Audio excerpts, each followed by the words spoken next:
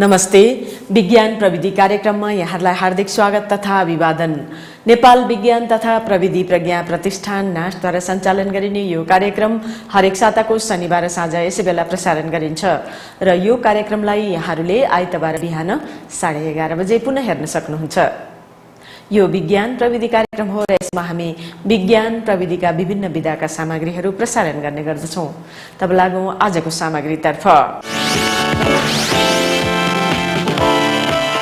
नेपाल विज्ञान तथा प्रविधि प्रज्ञा प्रतिष्ठान नास्ट लगायत विभिन्न वैज्ञानिक संघ संस्थाहरू मिलेर यही मंसिरको 6 र 7 गते 2 दिने राष्ट्रिय स्तरको बायोटेक्नोलोजी सेमिनारको आयोजना गरिएको थियो। बायोटेक्नोलोजी सेमिनारमा के कस्ता विषयहरूमा छलफल भए र के कस्ता कार्यपत्रहरू प्रस्तुत गरिए, आज हामी उक्त 2 दिने सेमिनारको छोटो रिपोर्ट विज्ञान प्रविधि कार्यक्रमको पहिलो सामग्रीको रूपमा प्रस्तुत गर्दैछौं।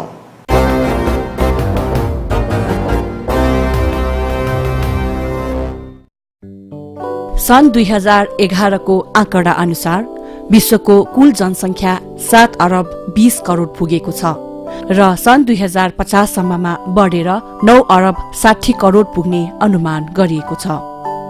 यसरी बढ्दै गएको जनसंख्याको चाप सँगसँगै बढ्दै गएको शहरीकरण, वातावरण प्रदूषण, वन जंगलको विनाश, जैविक विविधताको ह्रास र मानवीय कारणबाटै सृजना भएको जलवायु परिवर्तनको नकारात्मक असरले मानव समाजको अवस्था बिग्रदै गएको छ। यस्तो अवस्थामा विश्वभरिकै वैज्ञानिकहरूको काँधमा बढ्दो भुकमरीको समस्या, वातावरण परिवर्तनको समस्या, बढ्दै गइरहेको विभिन्न मानवजन्य, पशुजन्य तथा बिरुवाजन्य रोग, किराहरूको प्रकोप जस्ता विभिन्न समस्याहरूको समाधान गर्नुपर्ने जिम्मेवारी आएको छ। विभिन्न क्षेत्रहरू जस्तै कृषि, वन, वातावरण, जनस्वास्थ्य, उद्योग आदिमा जैविक प्रविधि अर्थात् बायोटेक्नोलोजीले उल्लेख्य भूमिका खेल्न सक्ने भएकोले नेपालका यस क्षेत्रमा लागेका वैज्ञानिकहरूले पनि आफ्नो देशमा समय अनुकूल विकास हुनुपर्ने भन्ने आवाज उठाउँदै आएका छन्। यसै परिप्रेक्ष्यमा विज्ञान प्रविधि तथा वातावरण मन्त्रालयले सन् 2006 सालमा पारित गरेको जैविक प्रविधि नीतिमा नै नेपालमा एउटा जैविक प्रविधि अनुसन्धान तथा विकास केन्द्र स्थापना हुनुपर्ने उल्लेख गरेको थियो। तर हालसम्म पनि उक्त कार्य हुन नसकिरहेको अवस्थामा नेपाल विज्ञान तथा प्रविधि प्रज्ञा प्रतिष्ठान नास्ट, नेपाल बायोटेक्नोलोजी एसोसिएसन र सान इन्टरनेशनल कलेजका प्राविधिज्ञहरू वैज्ञानिकहरूको संयुक्त प्रयासमा यही मंसिरको 6 र 7 गते अर्थात् नोभेम्बर 22 र 23 तारिक 2 दिन नेशनल कन्फरेन्स अन बायोटेक्नोलोजी 2014 नामक सम्मेलन 5 बुँदे घोषणापत्र सहित सम्पन्न भयो। उक्त सम्मेलनको नारा plant biotechnology for economic development रहेको थियो। सम्मेलन नास्ट र राष्ट्रिय प्रकृति संरक्षण कोष NTNC मा आयोजना गरिएको थियो। उक्त सम्मेलनको मुख्य आतिथ्यता र उद्घाटन राष्ट्रिय योजना आयोगका उपाध्यक्ष एवं नास्टका सहप्राज्ञ प्राध्यापक डाक्टर गोविन्दराज पोखरेलले गर्नुभएको थियो। उक्त अवसरमा डाक्टर पोखरेलले प्रविधि, लगानी र नीति नियमको सहकार्यको खाँचो रहेको कुरा बताउनुभयो। देश विकासका लागि विज्ञान प्रविधिमा लगानी गर्न सकेको खण्डमा जैविक प्रविधि मार्फत आधारभूत खाद्य लगायत विविध पक्षमा आत्मनिर्भर हुन सकिने कुराको जानकारी दिनुभयो। As we know that the population is growing, and in Nepal too, our population is also growing, not like our few of our neighboring countries. But if you see the number of people which are under condition of hunger, which is more than 800 million, if you see the statistics. And in Nepal also more than around less than 23% of people are living under poverty, means they have also some sort of hunger. And we are not being able to provide enough food. And if you see the economics, then we are importing now even our fruit, vegetable, everything from neighboring countries. So we are not self-sufficient in food and other agricultural products. So to feed this growing population and to meet the basic need of food, we need to have some sort of activities that includes the improvement in science and technology and modification of our current species. And it has been also reported that we have done some work in potato, that was already in 1990, but we have not been able to disseminate it widely because there is a lack of collaboration, also lack of policies to target those things. Because last week I was in Bajura, and I see that most of the majority of Bajura people, they don't have enough food for whole year. And actually government is allocating around 5 crores of rupees for that district for agriculture and livestock. But where that money is going, nobody knows. So there is no collaboration between science and activities and resource. So that is also a very pertinent issue in our case. साथै उहाँले हाम्रो जस्तो मुलुकमा जैविक प्रविधिको सम्भाव्यता प्रचुर रहेको र उद्देश्य प्राप्तिका लागि ठोस नीति निर्देशनको आवश्यकता रहेको विचार पनि व्यक्त गर्नुभयो। सोही अवसरमा नास्टका उपकुलपति प्राध्यापक डाक्टर जीवराज पोखरेलले जैविक प्रविधिको प्रयोग प्राचीन कालदेखि हुँदै आएको र हालको औद्योगिक युगमा यसको महत्व झन बढी भएको कुरामा प्रकाश पार्नुभयो।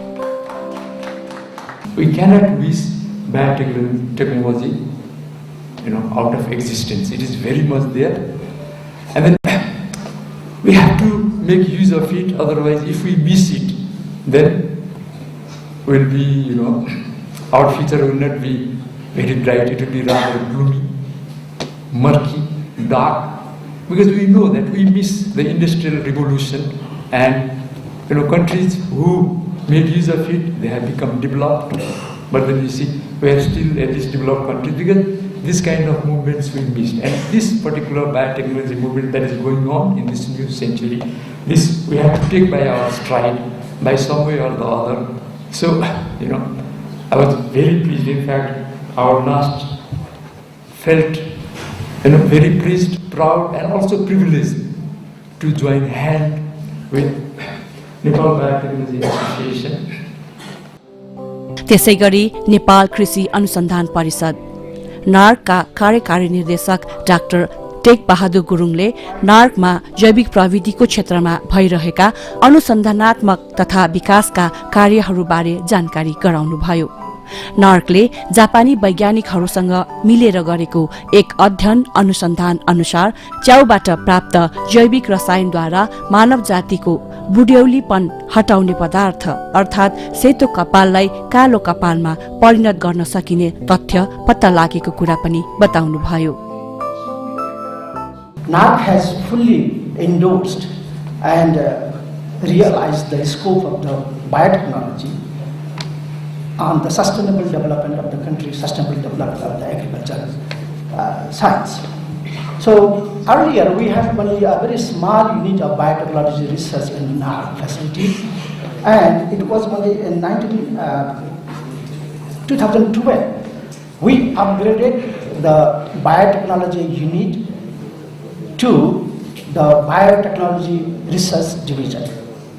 Still, we feel a lacuna, a gap. Maybe giving that structural status to the biotechnology to address all the problems associated with the agricultural development is still not adequate. So we have the thought that probably in days to come we need to amplify, we need to rebuild, we need to expand the unit of biotechnology for the agricultural development. उक्त अवसरमै Nepal biotechnology एसोसिएसनका अध्यक्ष एवं नास्टका प्राज्ञ doctor Mukund रञ्जितले नेपालको प्राकृतिक औषधिजन्य वनस्पतिको बढ्दो माग, यसको उपयोग र उत्पादनमा आएको ह्रासले गर्दा लोपोन्मुख अवस्थामा पुगेको बताउनुभयो। यस्ता वनस्पतिहरूको पुनः उत्पादन गर्न हामीले तन्तु प्रविधिमा आधारित माइक्रो प्रोपागेसन प्रविधिले ठूलो भूमिका खेल्न सक्ने कुरा अगाडि राख्नुभयो। This is the 6th conference of its kind. The main objectives of this conference is to support the development of plant biotechnology through presentation of scientific papers by academic personnel, students and professionals, discussions on scientific development of plant biotechnology and its use for improvement of agriculture, forestry, medicine and environment, and the discussion of academicians and the professionals for commercial use of plant biotechnology for production of better food, fuel and medicine. So this encompasses, the mission of our conference really encompasses all important areas of agriculture and food, medicine and healthcare and environmental protection. उक्त 2 दिने सम्मेलनमा Bharat, Bangladesh, Korea लगायत नेपालका 67 विज्ञहरूले जैविक प्रविधि सम्बन्धी 55 वटा कार्यपत्रहरू र 12 वटा पोस्टर प्रस्तुतीकरण गर्नुभएको थियो। सो सम्मेलनको प्राविधिक सत्रमा जैविक प्रविधिका विभिन्न विधाहरू जस्तै वनस्पति तन्तु प्रविधि, प्लान्ट टिस्यु कल्चर, जैविक पदार्थ, जैविक इन्धन तथा जैविक मल अर्थात् बायोमास, बायोफ्युल र बायोफर्टिलाइजर, जैविक प्रविधिको उपयोगिता, एप्लिकेसन अफ बायोटेक्नोलोजी, फाइटोकेमिस्ट्री, आनुवांशिक गुण अध्ययन अनुसन्धान, मोलिकुलर क्यारेक्टराइजेसन र अणुवंश परिवर्तित जीव, जेनेटिकली मोडिफाइड अर्गानिजमका बारेमा नेपालमा हाल भइरहेका अनुसन्धान तथा विकासका कार्यहरूलाई प्रस्तुत गरिएको थियो।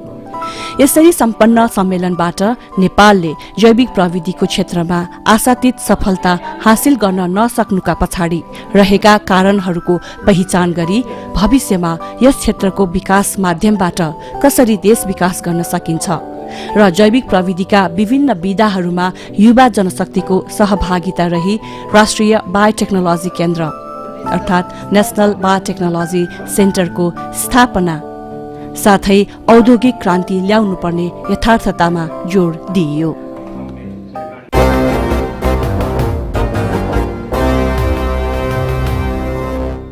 बायोटेक्नोलोजी सेमिनार सम्बन्धी यो रिपोर्टपछि अब अर्को एउटा जानकारी।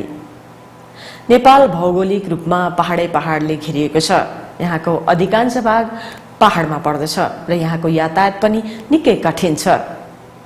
नेपालको यो भूभौगोलिक बनोटको लागि रोपवे निकै आवश्यक मानिन्छ। यहाँका विशेषज्ञ वैज्ञानिकहरू के भन्छन् र नेपालमा हाल कुन कुन ठाउँमा यो यातायातको सुविधा छ र के कस्ता सम्भावनाहरू छन्। नास्टमा यही मंसिरको 7 गते सम्पन्न 1 दिने गोष्ठीको एउटा छोटो जानकारी अबको पालोमा प्रस्तुत गर्दैछौँ।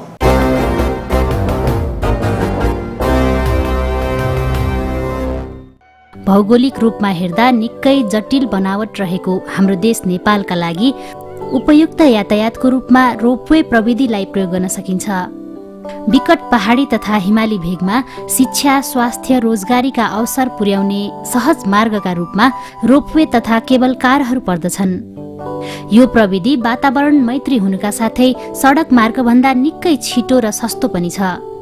यसका साथै हिमाली तथा पहाडी भेगमा रहेका साना जलविद्युत आयोजनाहरूबाट निकालिने विद्युतद्वारा सञ्चालन गर्न सकिन्छ। ग्रामीण क्षेत्रमा मात्र नभई शहरी क्षेत्रमा भइरहेको खनिज इन्धन अर्थात् डिजेल र पेट्रोलको व्यापक प्रयोगलाई घटाउने राम्रो विकल्पका रूपमा विद्युतद्वारा चल्ने सवारी साधनहरूलाई प्रयोग गर्न सकिन्छ।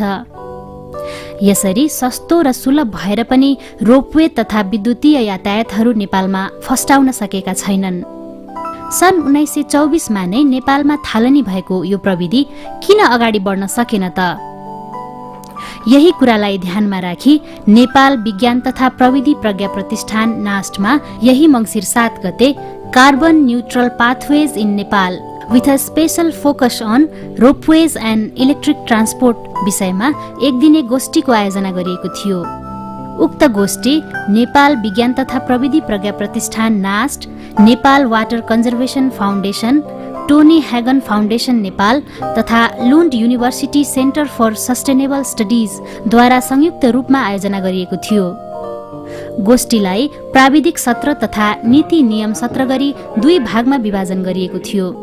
पहिलो प्राविधिक सत्रमा भएका प्रस्तुतिहरूमा नास्टका प्राज्ञ प्राध्यापक डाक्टर जगन्नाथ श्रेष्ठले खनिज इन्धनहरूको विकल्प स्वरूप सौर्य ऊर्जा तथा बायोडिजेलको प्रयोग गरी यातायातका साधनहरू सञ्चालन गर्नतर्फ ध्यान पुर्याउनु आवश्यक रहेको कुरा उल्लेख गर्नुभएको थियो। I just wanted to compare, the transportation of energy efficiency by mode. If you use truck, you spend 1.18 kilowatt hour per ton mile. And if you use rails, it will be 0.09 kilowatt hour per ton mile. And if you use ship, just using water, you will use just 0.167 kilowatt hour per ton mile. So energy required is just 10 times less if I use the waterways. वर्षेनी हामी यातायातका साधनहरू सञ्चालन गर्न धेरै मात्रामा petrol र diesel आयात गर्ने गर्दछौँ, जसले गर्दा देशको अर्थतन्त्रमा नै नकारात्मक प्रभाव परेको छ। यस समस्याको समाधानका लागि हाम्रो देशमा रहेको अथाह जलविद्युतका स्रोतहरूको सक्दो सदुपयोग गर्नुपर्ने कुरा पुलचोक इन्जिनियरिङ क्याम्पसका प्राध्यापक अमृत मान नकर्मीले आफ्नो प्रस्तुतिमा उल्लेख गर्नुभएको थियो। So I just want to put a brief overview of energy sector of Nepal and use of petroleum products. Even we have huge resources, indigenous resources of renewable energy, but we are depending on petroleum products even for generating electricity. That's the very, very thing which we have to consider right now. For the policymakers, for the academicians, for the researchers, this is a very, very strong message that we are becoming too much dependent on imports of fossil fuels, which we do not have a drop in the country till now. बढ्दो शहरीकरणलाई व्यवस्थित गर्न सडक निर्माणले मात्रै सहयोग पुर्याउँदैन। यसका लागि आर्थिक रूपमा सहज हुने दीर्घकालीन यातायात जस्तै विद्युतीय यातायात, ट्रली बस आदि सञ्चालन तथा व्यवस्थापन बारे विचार पुर्याउनु पर्ने कुरा प्रस्तुतिकरणका क्रममा UN हेबिटाटका दक्षिण एसियाका रिजनल टेक्निकल एडभाइजर भूषण तुलाधरले आफ्नो प्रस्तुतिद्वारा स्पष्ट पार्नु भएको थियो। If you talk about just Kathmandu Valley and if you talk about the modal share, what we see is that 20 years ago 53% of the valley residents or 53% of the trips made by valley residents, Kathmandu residents, were done on foot. 6.6% was done on bicycles, and then 9.3% by motorcycles, and then over about 70.6% by bus, about 4% or so by minibus, and so on. The change in the past 20 years has been that the walking has dropped significantly from 53% to 40%, but still it is the largest modal share in the transport sector in Kathmandu Valley. Most people still, 40% of the trips are made on foot. Okay. Motorcycle has increased by around three times. Cars, more or less the same in terms of percentage of trips made. प्रस्तुतिकै क्रममा शान्ति तथा पुनर्निर्माण मन्त्रालयका joint secretary Bhim उपाध्यायले झुलुङ्गे पुल तथा ropeway निर्माणका लागि Nepali engineer डिजाइनरहरू नै सक्षम रहेको बताउनुभयो। उहाँले विदेशी कम्पनीहरूसँग सहकार्य गर्न सके निर्माण कार्य सहज हुने विचार व्यक्त गर्नुभएको थियो। Along the 55 years we find it is very successful, but in the remote areas because of the community management, because of some small management problem, it is not so successful. But it is one of the alternative way of solving transporting agro products, agro inputs and agro products. त्यसैगरी सडक मार्ग निर्माण गर्दा हुने वन जंगल विनाश तथा carbon dioxide उत्सर्जनबाट बच्ने विकल्पका रूपमा रोपवे तथा केबल कारहरू उपयुक्त हुने बारे पनि प्रस्तुतिकरणहरू गरिएको थियो।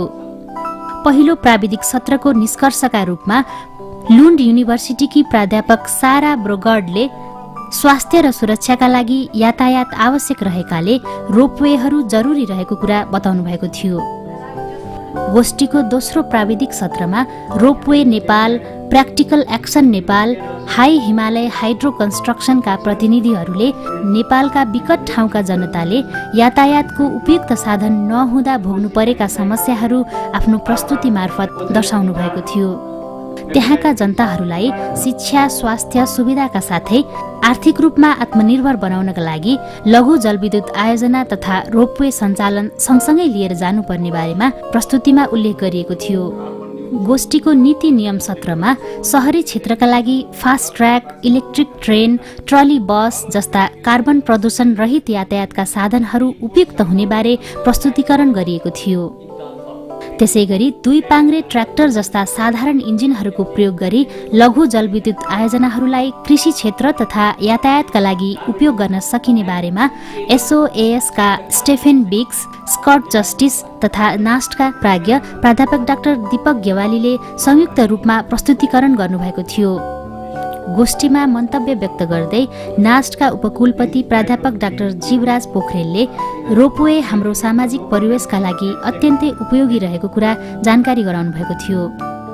I would like to take you to 7th century when we have literally, rule in Nepal, and we had Chinese travelers who came from China.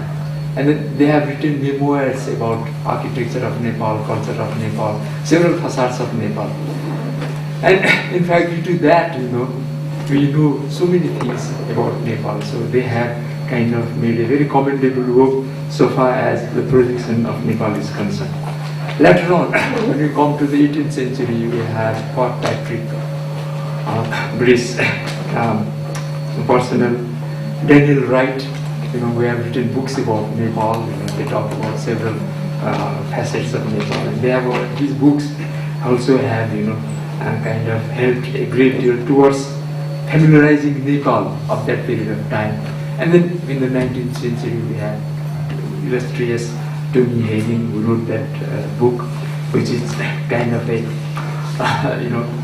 resource book for all of us because it deals with several, aspects of Nepal. मन्तव्यका क्रममा Tony Hagin फाउन्डेसनकी doctor Katrin हेगनले नेपालमा लघु जलविद्युतका सम्भावनाहरू धेरै रहेको हुँदा नीति निर्माणकर्ताहरूले काठमाडौँमा मात्र ध्यान नदिई विकट हिमाली जिल्लाहरूको विकासतर्फ ध्यान पुर्याउनु पर्ने विचार व्यक्त गर्नुभएको थियो। गोष्ठीमा मन्तव्य व्यक्त गर्दै नास्टका प्राज्ञ प्राध्यापक डाक्टर प्रमोद कुमार झाले टोनी हेगनले नेपालका हिमालहरू सम्बन्धी लेख्नुभएका किताबहरू महत्त्वपूर्ण रहेको जानकारी गराउनु भएको थियो। I believe most of us know Dr. Tony Hagen. He is well known for his book Nepal, the Himalayan Kingdom, and his last book was on the decentralization and democracy. That he authored at the time when he was at the end of his life, and the book was published after his demise.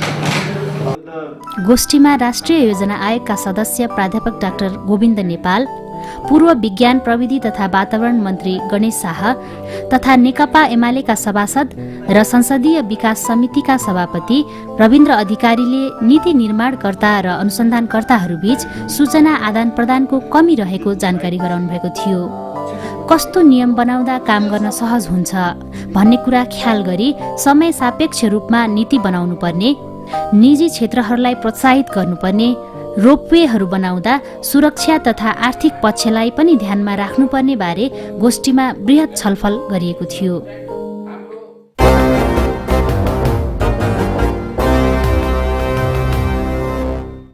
आजलाई विज्ञान प्रविधि कार्यक्रम यति नै। यहाँहरूलाई यो कार्यक्रम कस्तो लाग्यो आफ्ना सुझावहरू हामीलाई पठाउनुहोला।